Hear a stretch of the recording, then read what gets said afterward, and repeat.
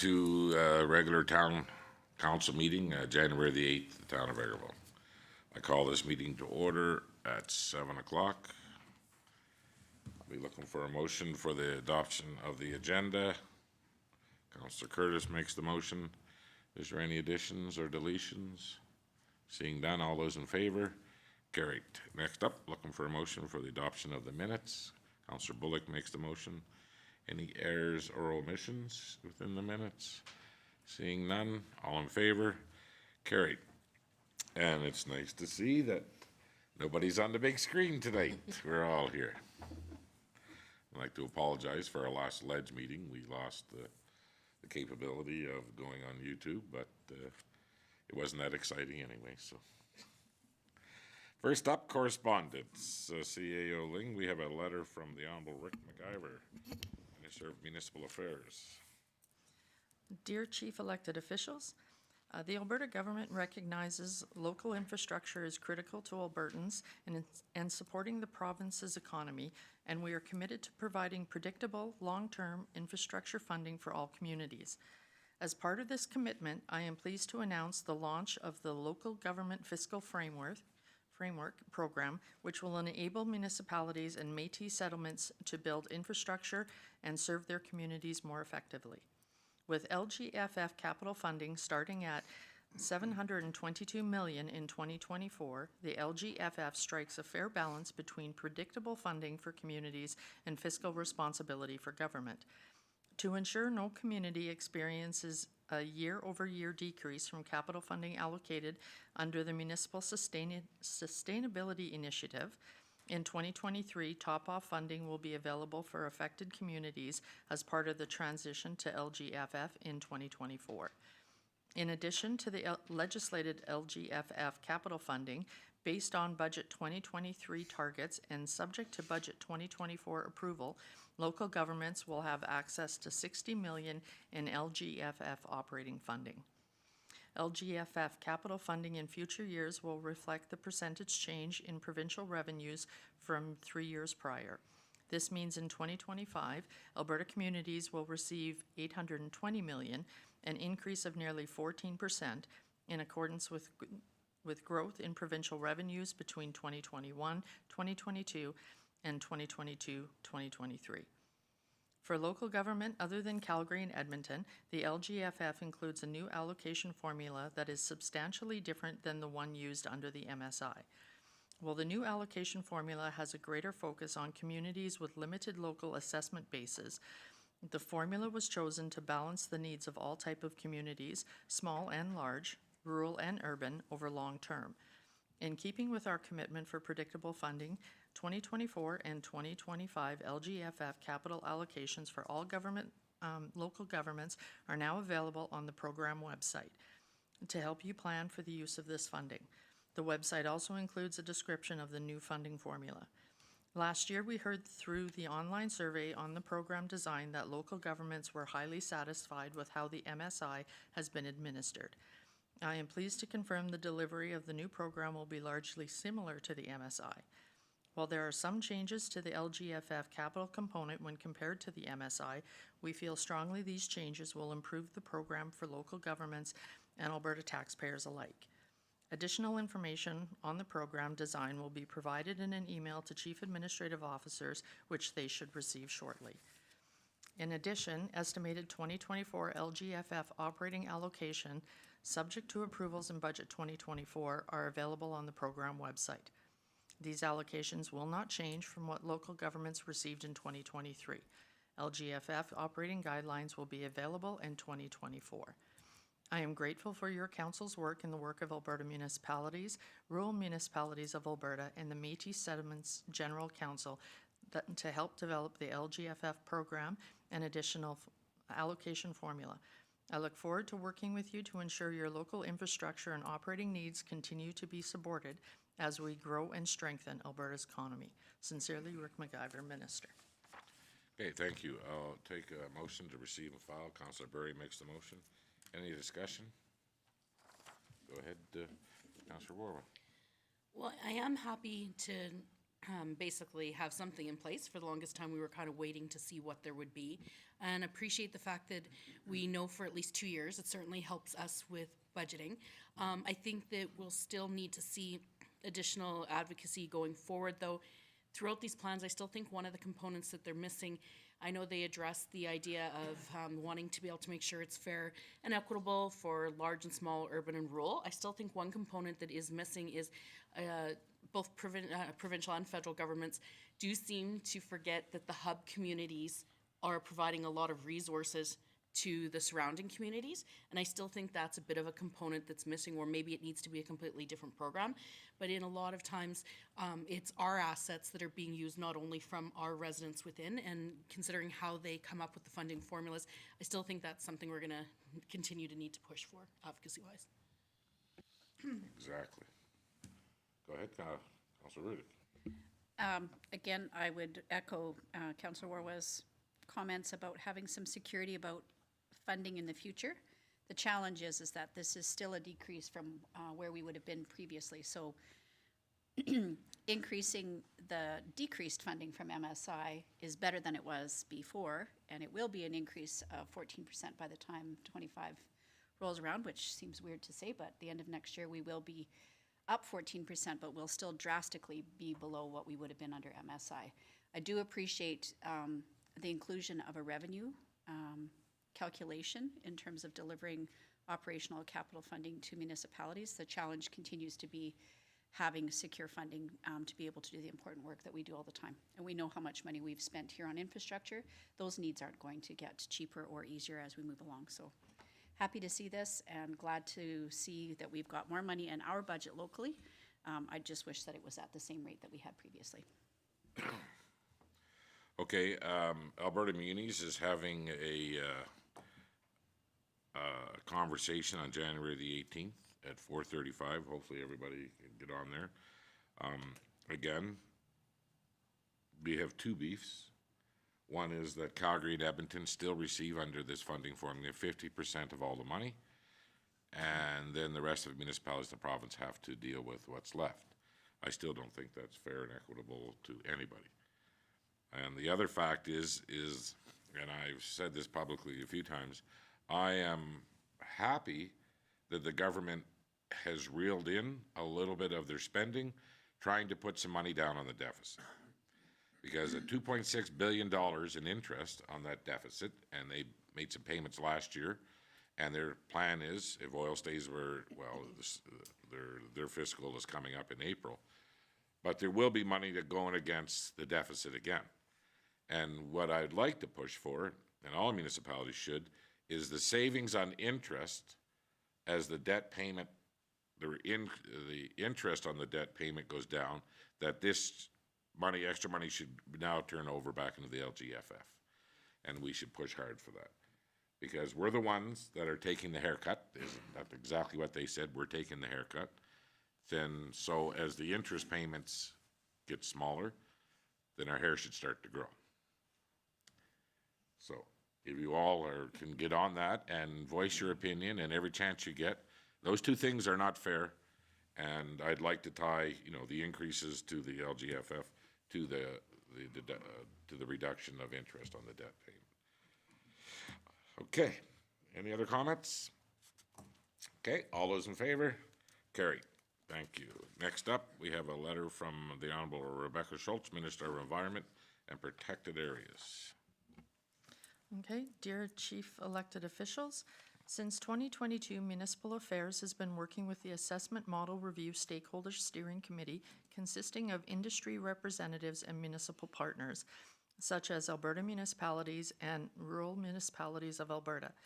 The committee was tasked with designing an engagement process that will assist in updating the regulated property assessment models in a fair and transparent manner. I am now carefully considering the committee's proposed engagement plan. As you are aware, in 2020, a number of tax incentives were put in place when Alberta's previous review of regulated property assessment was paused. A 3-year property tax holiday on new wells and pipelines was introduced to promote new investment and economic activity within the energy sector. This tax holiday will end as planned after the 2024 municipal tax year. The well drilling equipment tax was also eliminated, and there are no plans to reinstate it. 2 assessment-based measures to support the viability of mature oil and gas assets were also implemented at that time. The continuation of the 35% assessment reduction for shallow gas wells and pipelines, first introduced in 2019, and the additional depreciation adjustments for lower producing wells. These 2 measures were intended to be a bridge to the implementation of the new assessment models and will therefore be extended until the assessment model review is completed and the regulated assessment models for wells are updated. Thank you for continuing to work in partnership with the province. I look forward to sharing more information in early 2024 regarding further engagement on the assessment review model. Sincerely, Rick McIver. Okay, take a motion to receive and file. Councillor Bullock makes the motion. I want to apologize, that wasn't the letter from Minister Schultz, but is there any conversation? This really doesn't affect our municipality too much.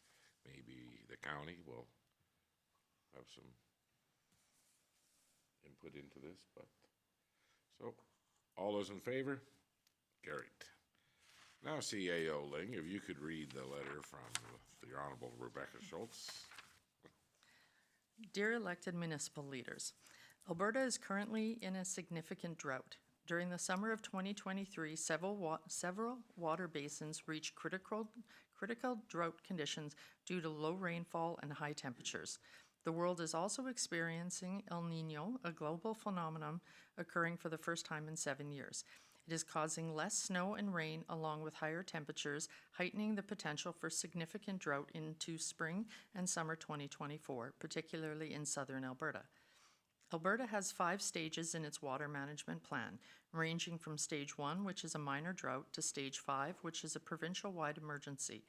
We are currently in Stage 4. The Government of Alberta is closely monitoring the situation and working to be prepared in case the province faces a similar or worse drought next year.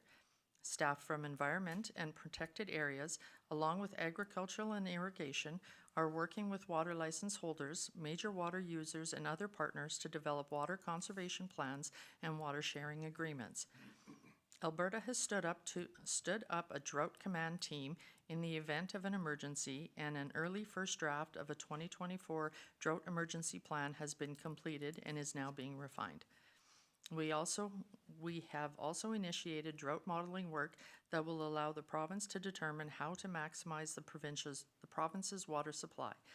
Alberta is considering a wide range of tools and approaches to respond to an emergency situation, including both regulatory and non-regulatory tools. The province will also be striking an advisory panel of leaders to provide advice in the months ahead, and we are preparing for the future, looking at what long-term infrastructure is needed to help manage water supplies for future generations. However, municipal action is also needed.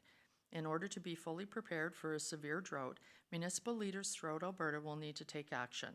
From my time as the Minister of Municipal Affairs, I have had the pleasure of meeting and working with many of you, and I am confident that Albertans will find their municipal leaders are ready and willing to deal with this challenge head-on. That is why I'm writing to all municipalities to ask the following be undertaken in the coming months. Number 1, initiate efforts to monitor water supply infrastructure proactively, paying particular attention to water intake relative to water levels. Number 2, begin a review of the terms of your municipality's water license, so you are aware of any conditions that may limit your ability to withdraw water during a drought. Number 3, alert municipal water managers to be engaged with officials for the drought command team, should conditions within your municipality water license need to be triggered.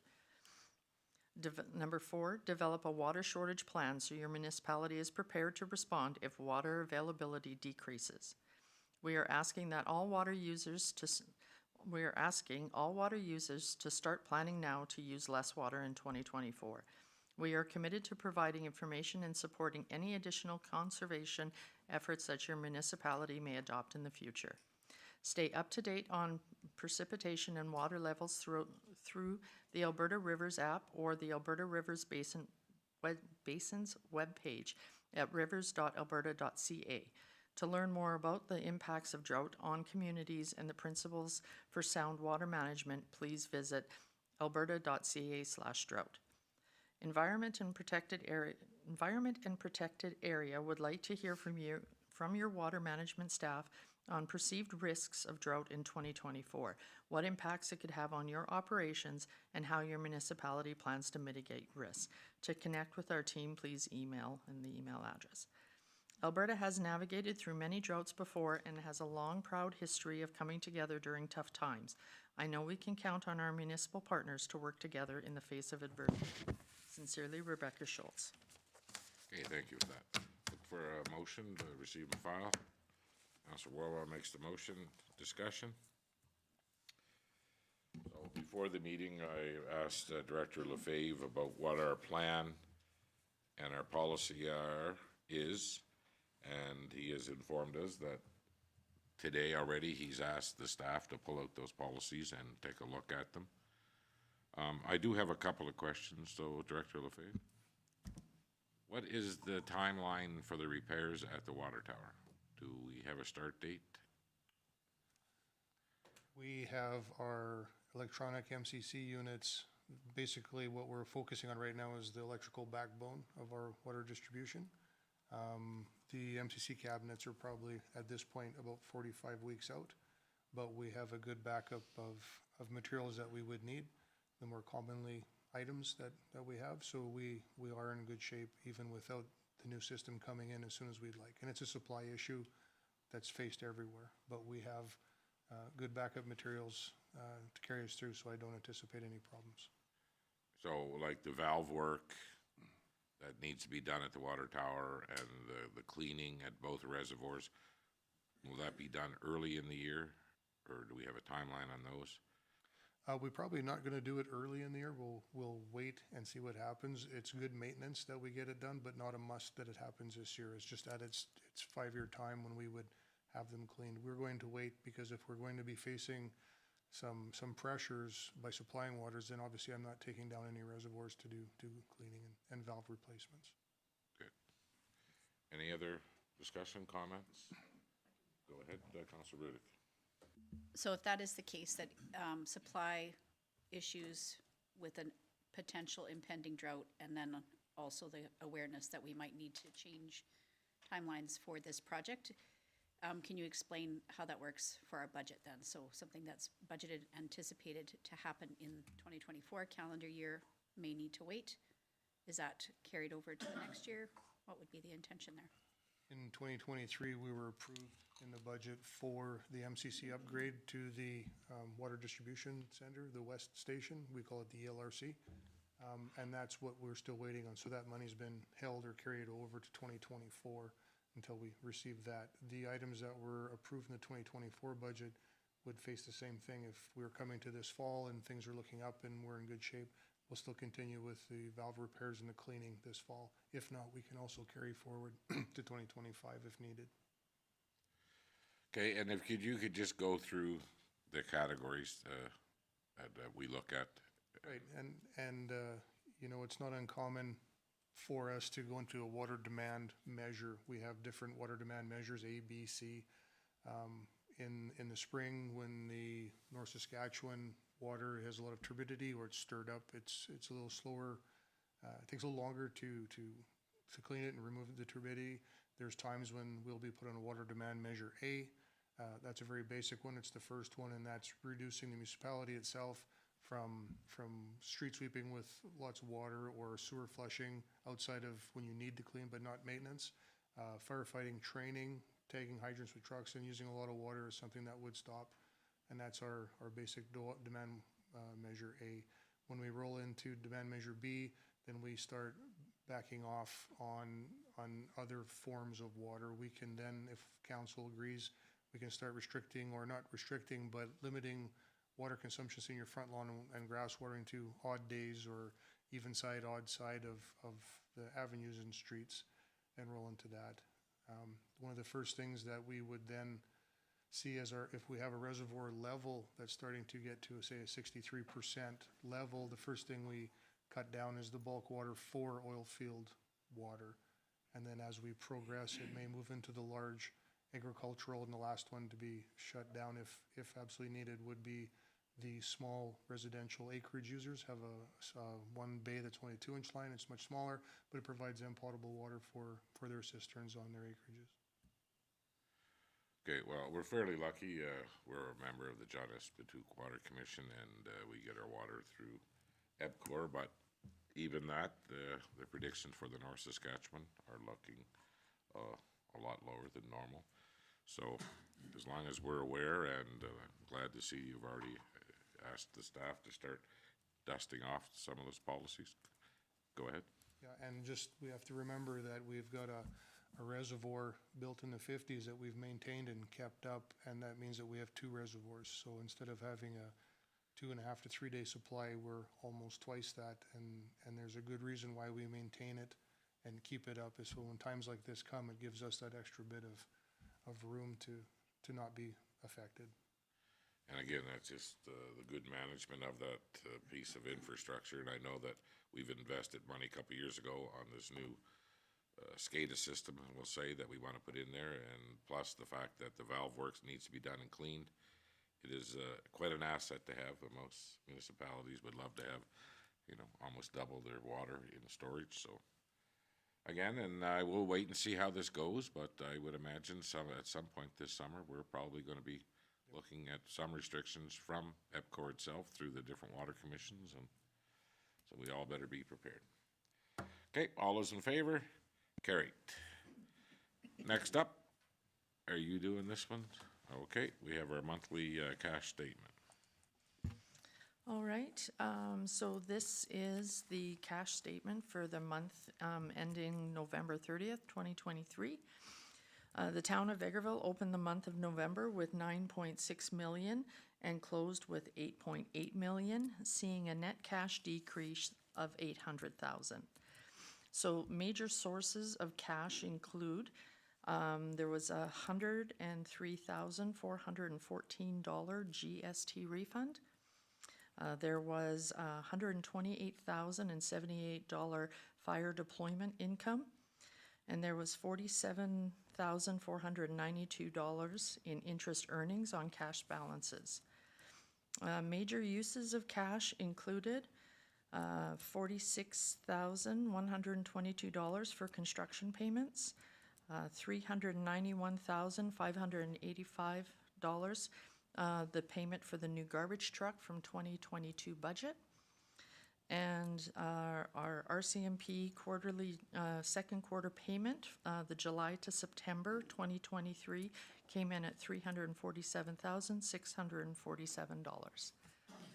Okay, and the fire deployment income that we received is sitting in revenues right now. However, we will have a payment to the county that we will have to make from that for use of the equipment and their share of that. So. Okay, I'll take a motion for the statement. Councilor Curtis makes a motion. Okay, is more discussion regarding, this is the second payment on the deployment of our firefighters? I think this is the payment for the last deployment we went on, yes. Okay. And on the RCMP payment, just so everybody knows that we're in the final quarter of this contracted year with the RCMP now? Yes, we start, quarter 4 is the January to March, because they run on the provincial fiscal year as well. And so April is when we will be doing the reconciliation. Usually the fourth quarter statement comes in June, when they have all the numbers and everything. Okay. Yeah. And we're still doing our own. We are still Count doing every our month. own accounting, and we're managing that, and we've actually applied for a discount on our third quarter payment. From the information that we've been Yes. keeping.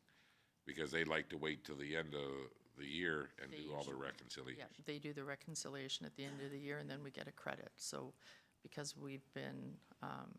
because we've been paying attention and making them pay attention, we will have a credit on our next invoice. Excellent. Any other discussion? Okay, all those in favor? Carried. Okay, next up is Director Lefebvre. Thank you, Worship. The topic is the demolition of 4930 50th Avenue. To approve the unbudgeted expenditure for the demolition of 4930 50th Ave.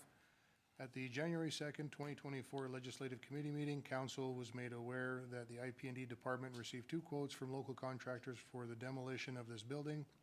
Council directed administration to bring this request for an unbudgeted expenditure to the next regular council meeting for a decision. Financial implications.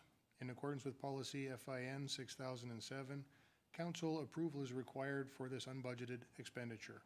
A transfer of up to $15,000 from the general operating reserve to the operating fund is required. The successful contractor will be notified of council's decision and advised to schedule the work. Recommendation is being made the town council authorize the expenditure of up to $15,000 for the demolition of 4930 50th Avenue, and further, that town council approve the transfer from the general operating reserve to the operating fund up to $15,000. Okay, thank you. I'll take a motion for the recommendation. Councilor Berry makes the motion. Any discussion? Go ahead, Councilor Riddick. Just have a question for you, Director Lefebvre. How quickly do you think that this project will proceed? Both contractors are waiting some information. I've talked to them about it. They know they've put in their bids, but not one has not been awarded, but they both keep asking about it, so I'm sure fairly soon. Follow up? Yeah. Cool, go ahead. We haven't had a list for a I'm curious about how we'll communicate this with the public and the neighbors adjacent. So this is not a project that they would be anticipating, and it will be a very public-facing site. So I'm just curious how we're going to share that information. The neighbors will be notified in person with a visit to let them know what's happening, and then we will do our typical social media posts. Okay, I have a question to the Manager of Community Engagement and Economic Development. What would be our plan the day after this building is down? The day after, perhaps in the weeks after, we would like to set a price. So we would have to bring this to council on the vacant lot. And at that point, we would determine a price as well as the marketing parameters for that lot. If we were to hand it off to the real estate agents, much as we have with Foxview Estates, or if we were going to handle trying to sell this property on our own, like we're doing with Prosperity Industrial Park. So once the lot is cleared and we have a bit of a value assessed, then we're off to the races in terms of trying to find a potential owner for it. Okay, so shortly after this project is completed, you'll probably get back to us with some estimates on what the property value is, fair market value. Yes, Your Worship. We've already drawn up some comparables. There's actually a lot on that same street, just a few properties over. And we have already engaged with a couple of the real estate agents and have a general idea, but we'll be bringing that to a meeting so we can properly set the price. Okay, thank you. Any other questions for Director Lefebvre? Okay, all those in favor? Carried. Thank you. Next up, occupational health and safety. Okay, this is to reaffirm the Town of Vegreville's Occupational Health and Safety Commitment Statement for 2024. The Town of Vegreville's Occupational Health, Safety, and Environment Management System demonstrates our commitment to protect and promote the health, safety, psychological, and social well-being of all our employees, visitors, contractors, our community, and our environment. The Occupational Health and Safety Commitment Statement, adopted by Town Council, is the municipality's affirmation to follow the health and safety policies and procedures set out by the Alberta Occupational Health and Safety Act. As per occupational health and safety audit guidelines, the commitment statement must be approved and/or reaffirmed annually by town council. Financial implications, day-to-day operational safety costs to conduct town businesses under the Town of Vegreville's occupational health and safety and environment management systems. And all these are budgeted throughout every department.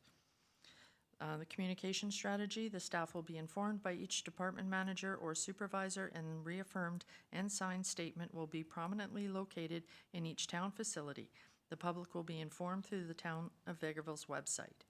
So the recommendation is that Town Council reaffirm the Town of Vegreville's occupational health and safety commitment statement for 2024.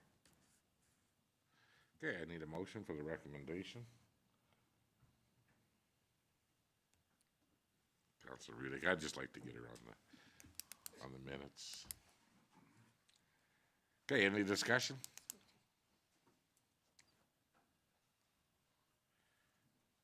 So have we made any changes to this? No, it's the commitment statement is fairly much the same since we've introduced Committed. it like 5 years ago. Okay, everybody happy with it? Excellent. All those in favor? Carried. Thank you, Sandra. CAO Ling, sorry about that. Okay, next up, council reports, and I'm trying to stick to alphabetical order here today. We'll see how it goes.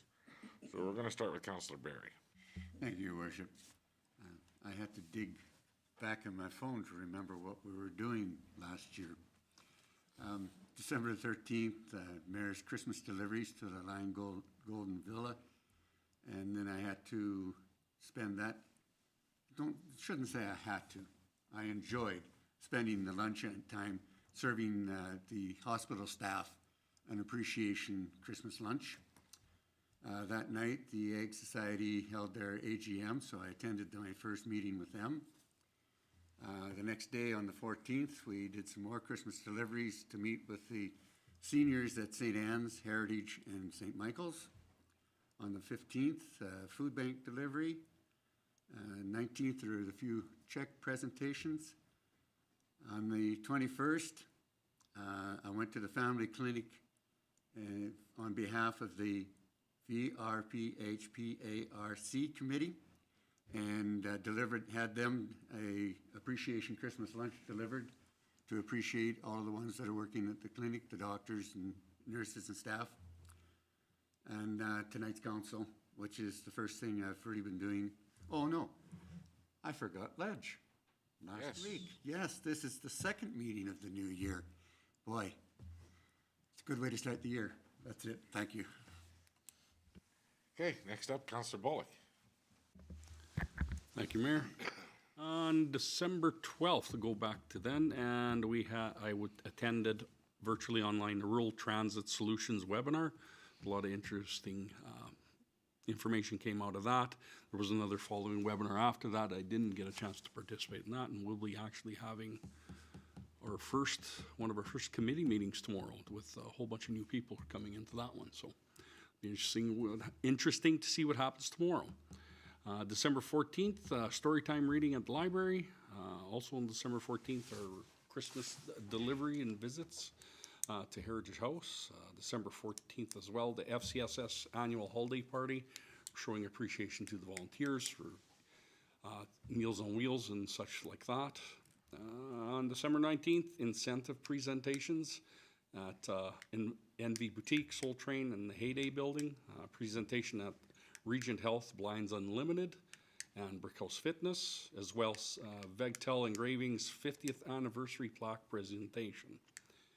December 20th, attended Community Futures meeting, discussion on what had happened in the past year and stuff like that, and it's amazing how many businesses that Community Futures does help, and actually of how many hundreds of employees these businesses employ. So quite impressive to know that we have them in our area doing this for the town and surrounding area businesses. And December 29th, pickup from Vegreville Food Bank from Adams No Frills. Myself and Councillor Curtis took care of that one that day. January 2nd, our legislative committee meeting and tonight's council meeting. And that is all for my report. So your new transportation ad hoc committee, subcommittee, is having its first meeting, and you have some members for tomorrow. We hope we have a lot more new members by the end of tomorrow's meeting. Excellent. Okay, next up, Councillor Warwawa. I couldn't do it. Thank you, Your Worship. I actually have a very light schedule. Before Christmas, I attended on the 15th my first chamber meeting, and it was a lot to take in coming in right as they were heading into the Christmas break, but they've got some really exciting stuff coming up. They're working on some long-term planning for their sustainability plan, which was from the 2023 to 2025. So we were doing some review of that and some updating. They also talked about upcoming fundraisers, including virtual golf, which will be one of the ones, seems quite to be the upcoming sport. Lots of teams are getting involved in that, and it's nice to have that as an option here within the community. They've also discussed about some of the little bit longer term projects that will be going on, which will be including their preparations and plans for upcoming anniversary. But right now the next focus is on the AGM, which right now is set for the 21st of February at 5:30, and there'll be a few more details to come. They're finalizing some details on potential either guest speakers or some events at that. So I'll bring a little bit more information at the next meeting, because I was away during the one just the other day, so I just got some updated notes from them. But kind of looking really forward to it. It was a new experience in my time on council. I've never gotten to sit on the chamber, so it was great to go to that first meeting. Then I celebrated Christmas and went to Mexico, so I was not at the legislative meeting last week, and this is my first official meeting back.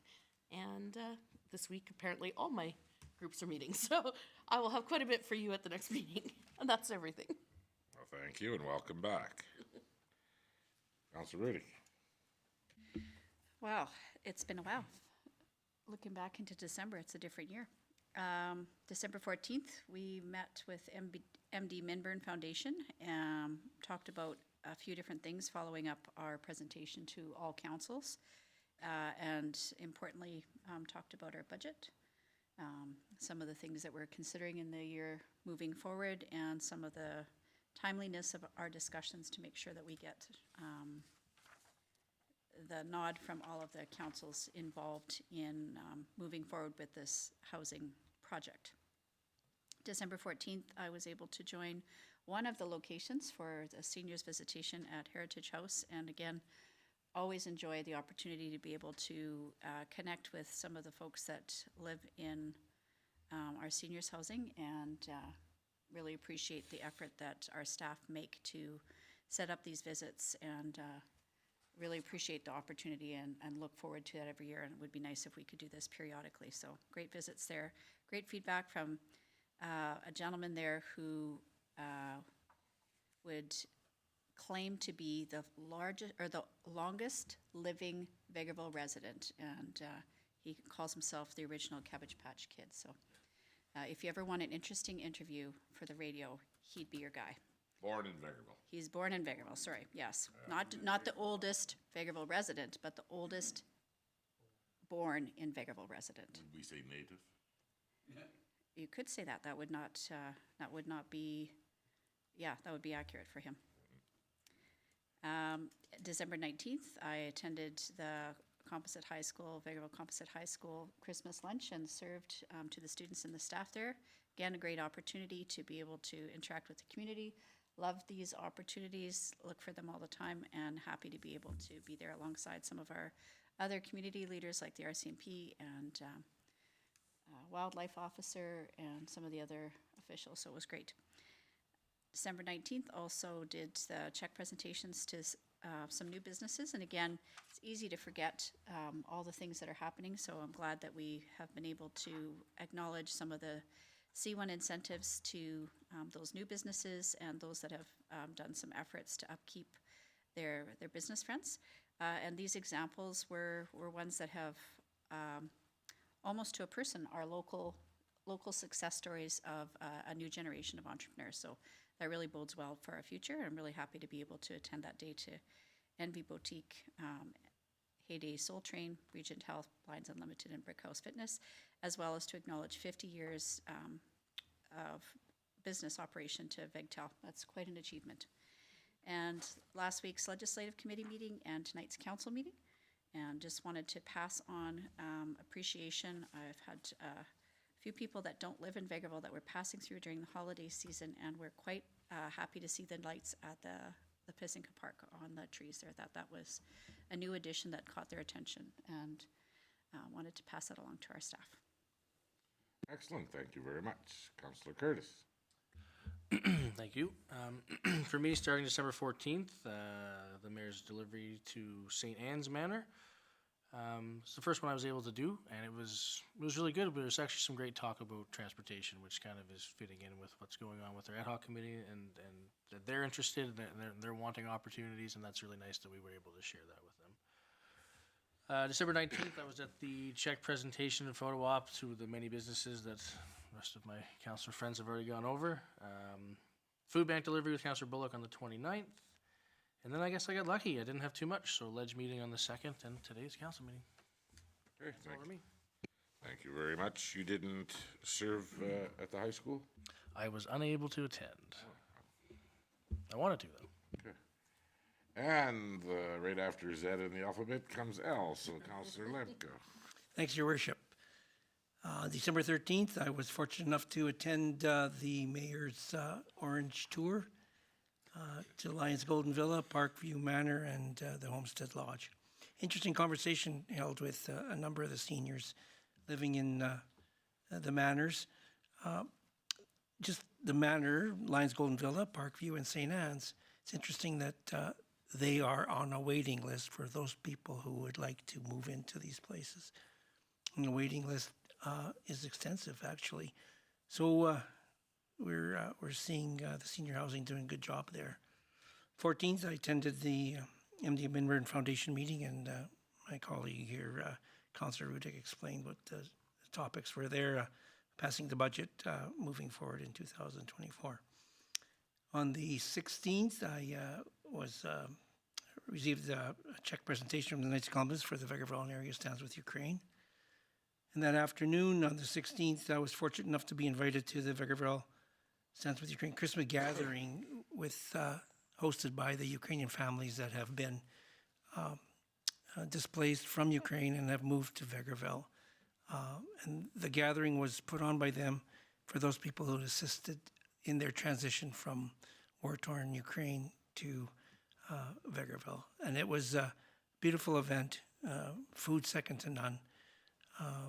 Singing, and the Ukrainians, how they smiles on their faces, and how much they enjoyed putting the gathering on. It was very nice to be part of. I was fortunate to be there.